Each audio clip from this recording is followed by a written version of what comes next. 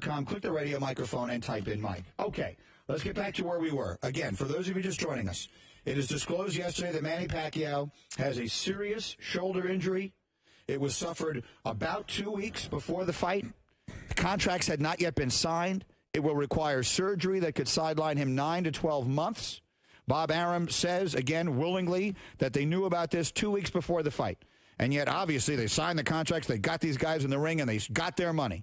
And some will say they completely ripped off the public by knowing they were sending damaged goods into the ring. So to begin the conversation again, Golic knows from shoulder injuries, you were talking about the Toradol, which they used to shoot the up shot the that injury. they get. So to move past that one, basically, what they did is they told USADA, U.S. Anti-Doping Agency, about this because they were the ones overseeing the testing. So they told them so that they could okay the Toradol shots. And so he was getting those as the fight was coming up. And the camp says, now who knows what to believe out of the camp anymore, but they said they felt that they were seeing enough where it wasn't going the bad way, that the shots were working enough to stop some of the inflammation, and Toradol helps with pain as well. So they decided to keep going with this. And then they got to the night of the fight, and as you've heard, they wanted to get this shot before the fight as well. And the Nevada Boxing Commission denied it because basically, you know what it came down to? When they filled out the questionnaire, and we'll get into this, or the medical form, they didn't check the box that he had an injured shoulder. And the camp for Pacquiao was trying to say, listen, we told USADA they've been allowing us to get the shots as we were training, but the boxing commission said, listen, you didn't tell us. It's not checked on the box, so we didn't know. Even USADA tried to jump in and talk to the boxing commission to see if he could get the shot, and the boxing commission would not relent. They said, no, you didn't check it. You didn't tell us you had a shoulder injury. You're not getting the shot. So he doesn't get the shot. The Pacquiao camp is now saying around the third round it started with the pain, and maybe he injured it more, who knows. But then you have what you have. My thought on this, I would have done the exact same thing.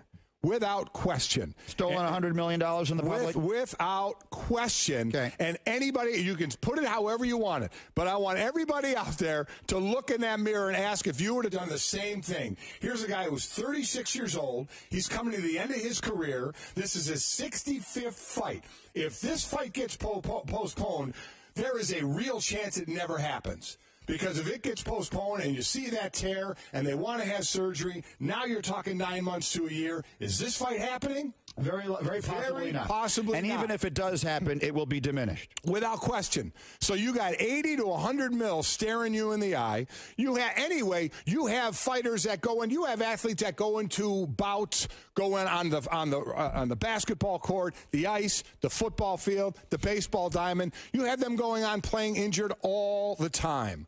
All the time, hiding injuries, not saying it. Do we want to go through that and find out that and say fraud on them because you paid a ticket to go in the game?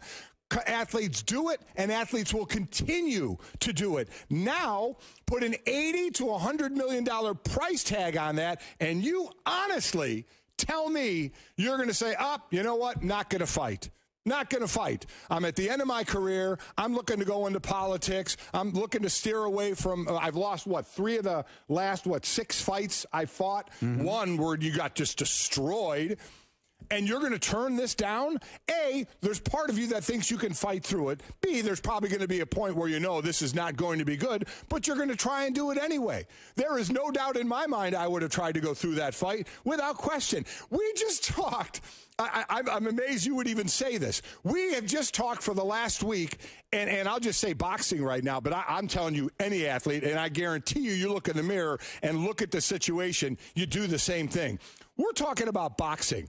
What have we talked about in boxing? How seedy it is, how despicable it is, how there's nobody running it, how each camp is in it for themselves, and now you're going to pull the, where's your honor?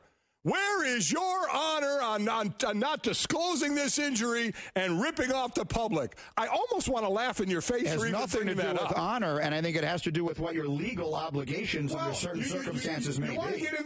Listen, we're going to get into the legalities of it. And we're directly selling a product. So when he's going in hurt. Are you kidding me? But rarely do people go in 100% to anything. But if he has a significant injury and you don't disclose that, okay, listen, now we're talking about two different things. Well, but if it was disclosed, it probably hurts the marketability of the fight. What percentage of people that buy that pay-per-view buy it in the hour leading up to the fight, right? People don't buy this thing weeks in advance. Mm-hmm. I think I read something from Darren Ravel that in the middle of that afternoon, they had sold 500,000 pay-per-views, and they wound up somewhere between 3 and 4 million buys. Here's, in my opinion, where they blew it. And then they cost them legally. Here's what I would have done. I would have disclosed, I would have checked the box shoulder, just so I could say, I'm getting these shots, but I'm fine. The shots are working. I feel great. I feel fine. That's what we all did as athletes when we had whatever injury we had and whatever we had shot into it, or you wouldn't admit you had it shot into it because you didn't want to admit that you had the injury so your opponent didn't start whacking you, where you were hurt. Is you sold it. You said, you know what? I'm fine. Yeah, okay. We have to disclose. I got a shoulder, but you know what? I'm good. All good. Taking care of it, getting shots. I'm fine. All good. Athletes do that all the time. And that's where they may have blown it from a legal standpoint. And now we can get into that of where they may get in trouble. But that's what I would have done. I would have disclosed it, said I'm getting shots for it, but I'm good to go. Feeling good to go. And then whatever happened in the fight, happened in the fight. I'm telling you, most people would go that route because if Pacquiao is 25 and has a year to rehab, he may do that because he knows he may get another shot. At 36 and 65 fights and the end of your career, come on. I'm not saying that many people, most people, all people wouldn't do the same thing. But it doesn't mean the public shouldn't feel completely ripped off by this. Sure. And as far as Manny Pacquiao and his team is concerned, that may be the least of their problems. We'll come back in just a moment here, and we will read you a story that suggests that this could bring about charges of perjury.